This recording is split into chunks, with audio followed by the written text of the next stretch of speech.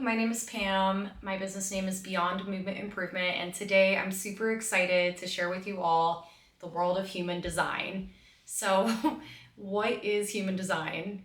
It is a holistic system used to further understand oneself. So, it is an applicable tool that helps us recognize our innate gifts and traits and ways of approach to life to interact with ourselves and other people in this world.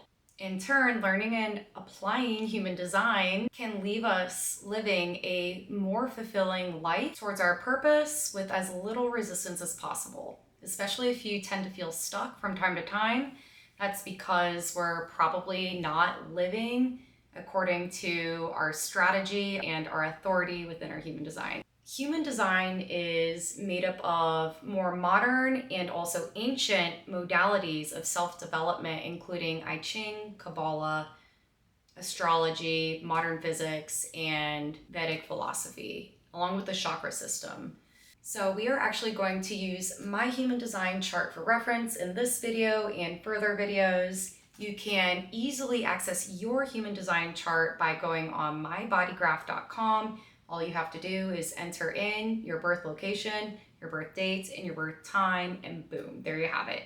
So first and foremost, if you could have one takeaway from this video, it's to actually learn about your energetic type. If you click on the website, if you click on properties above where that crazy graph is, you press properties and then you'll see like a little display on the right side. You'll see your type, your strategy, your not self theme, your authority, your profile, all that great stuff. But we're only going to focus on three main things today, so that way you're not overwhelmed. And that is one, your energetic type, two, your strategy that goes with your energetic type, and three, your authority. That's how you make decisions. So your energetic type is the most fundamental part of human design. There's 5 total energetic types within our population in the world. And it's basically the role you play. And your strategy is going to be how you are meant to interact with the world. So first, we're actually going to start with the 2 energetic types that, well, have consistent amount of energy, and that is the 2 generators.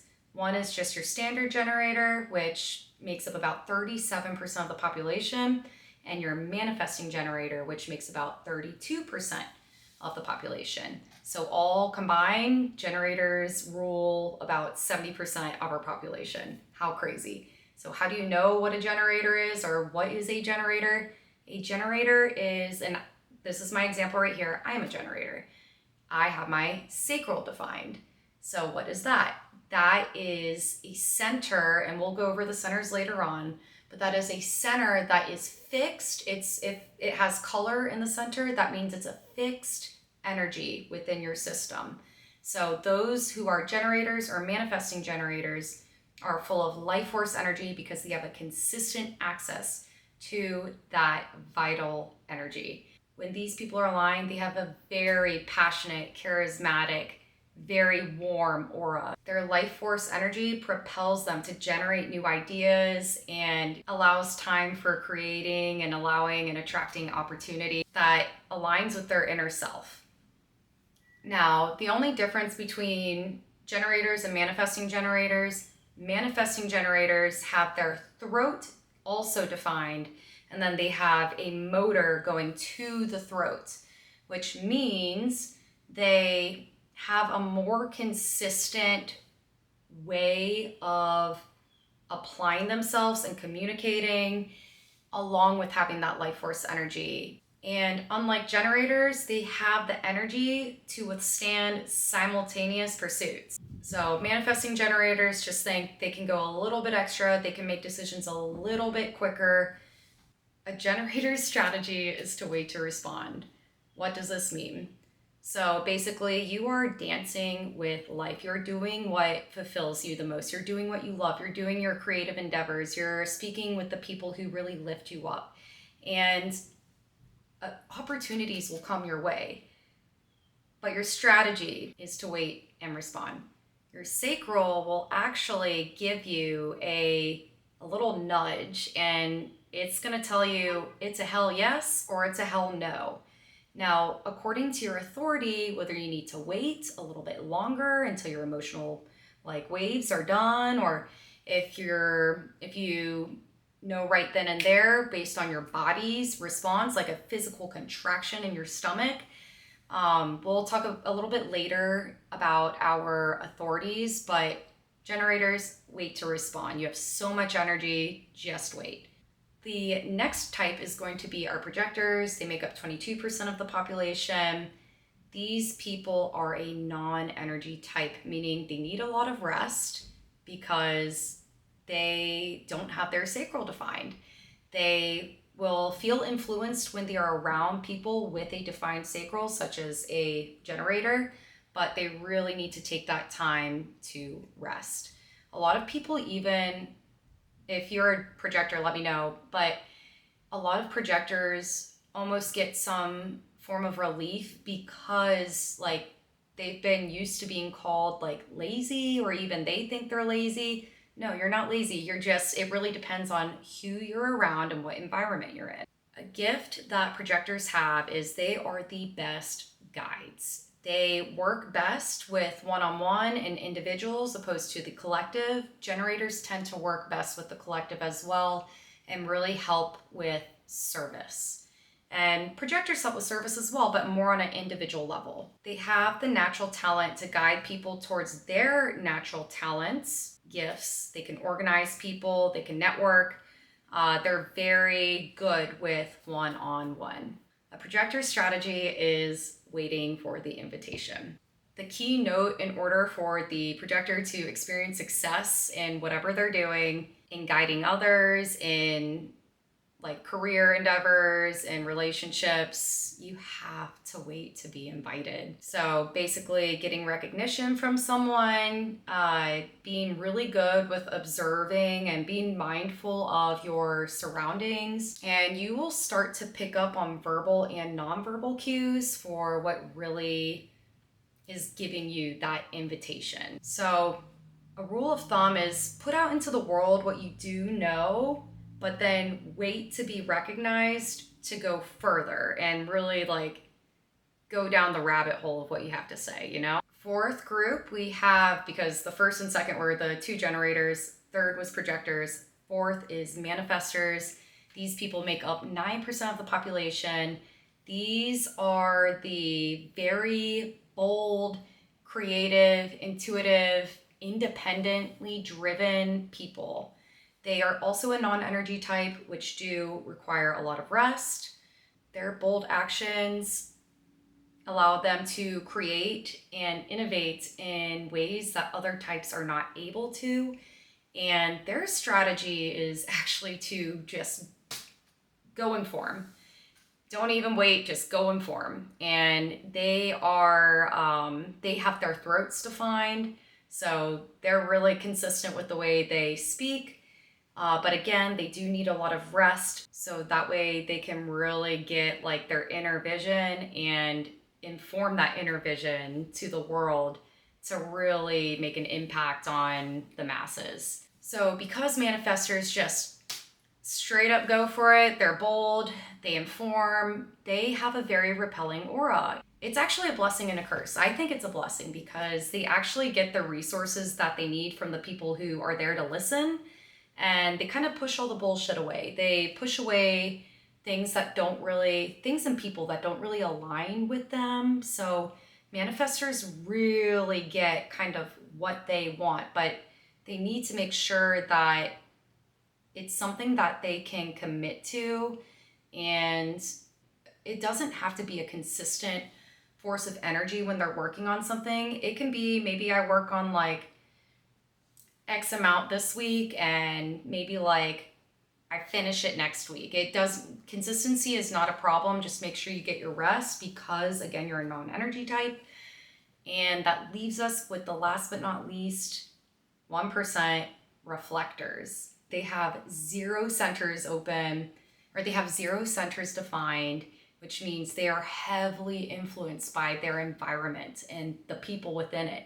So it can be a blessing and a curse. Again, all of these, like, I hate saying good versus bad. Like, there's no, like, this type is better than this type.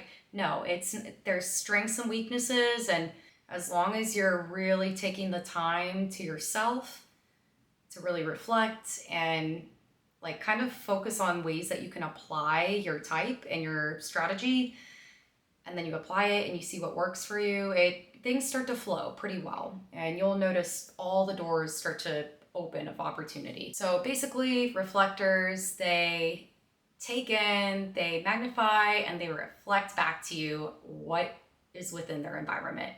It's really important that reflectors stay in a very open and calm and supportive environment, because anything too chaotic can really lead them to burning out.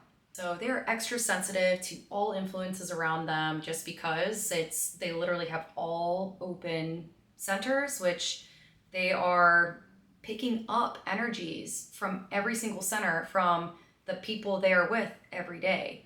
So they really need that time to like be in solitude and to reflect and to get a lot of rest, because these energies can be really overwhelming for them. Their strategy is waiting a lunar cycle, which is a 28-day cycle. Why is this?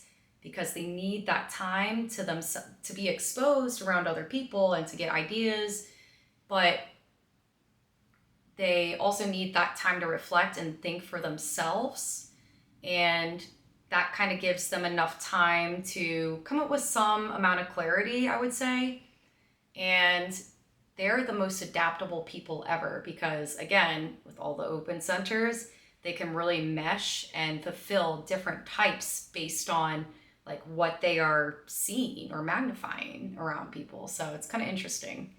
So each of the energetic types, I am going to do a little bit deeper dive into each one and make those separate videos. But now moving on to authority, which is how we make decisions. As a society, we've been so conditioned to all operate and act and approach life in the same way, but we are unique individuals and there are quite a few authorities. So let's dive into them.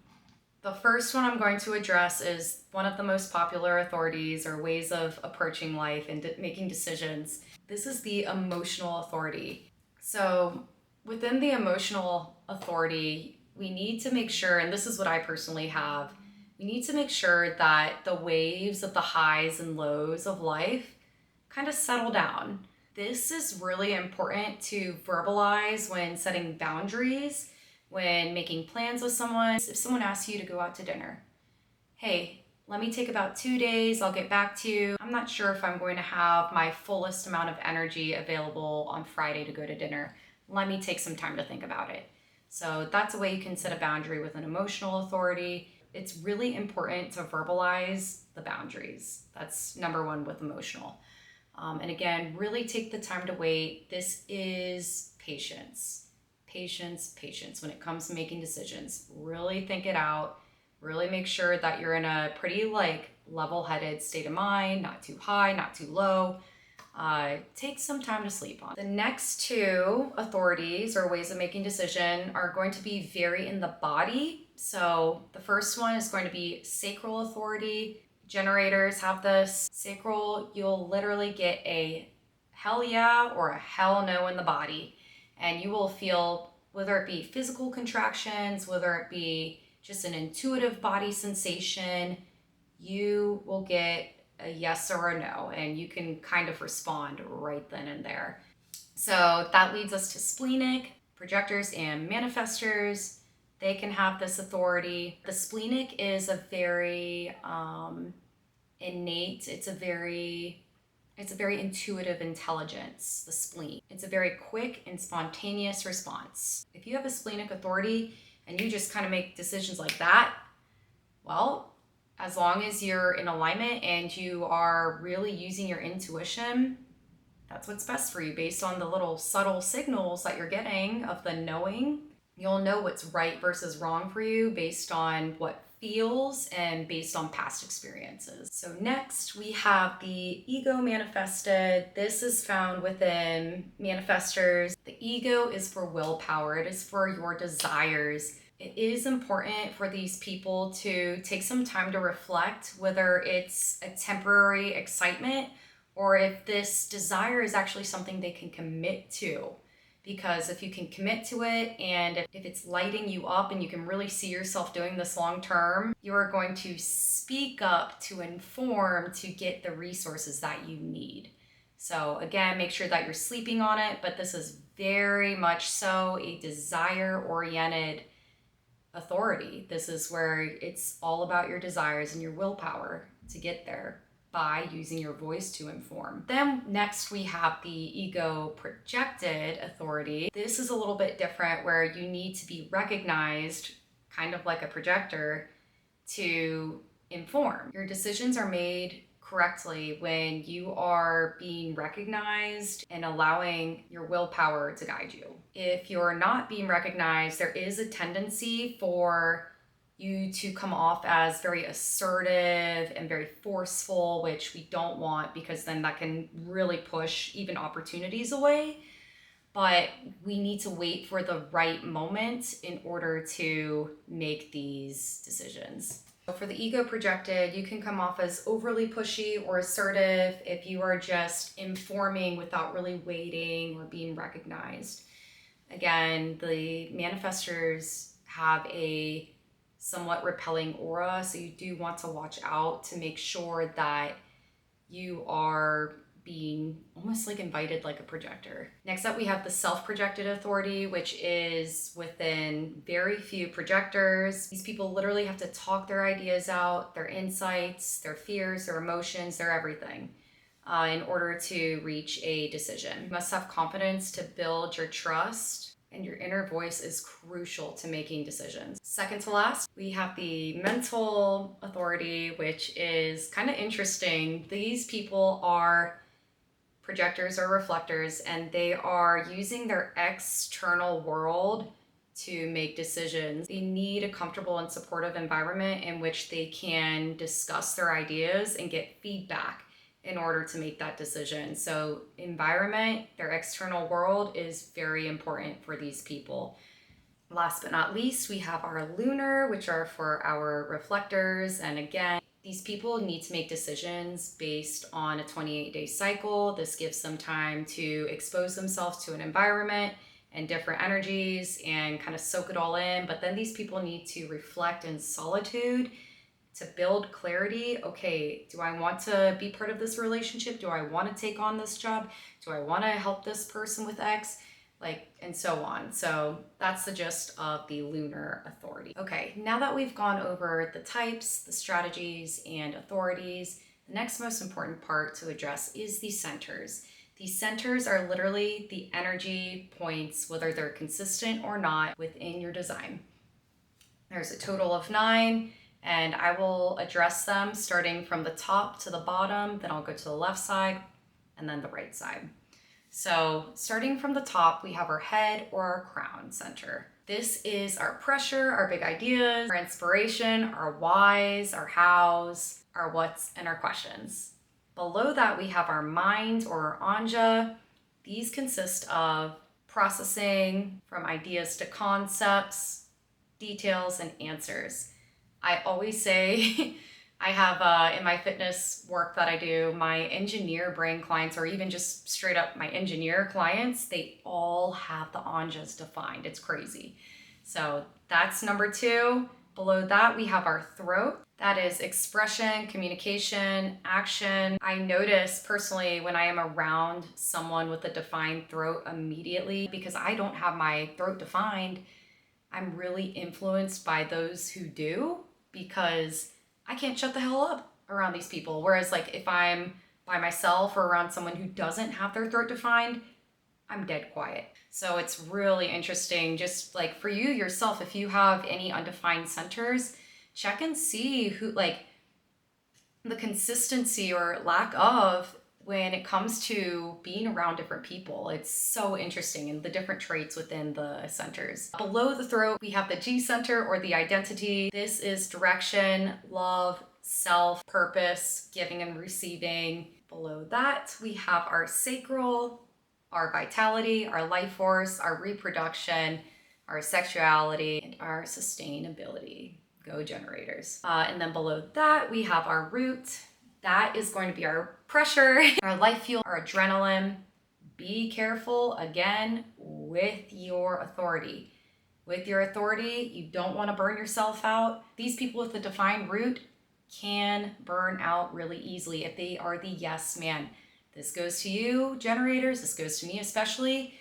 I used to be a yes man. I used to say yes, yes, yes, yes, yes to all these people. And then I had nothing left to give for myself. And meaning I couldn't give my best in any projects that I had or to my clients because I was draining myself. I was saying yes to everything. Don't be the yes man. Then going to the side here, left side, let's start with that first. We have our spleen. That is our intuition. That is our immunity. That's our fear. That's our instinct. All of our fear gates are within, which gates are traits, are within the spleen.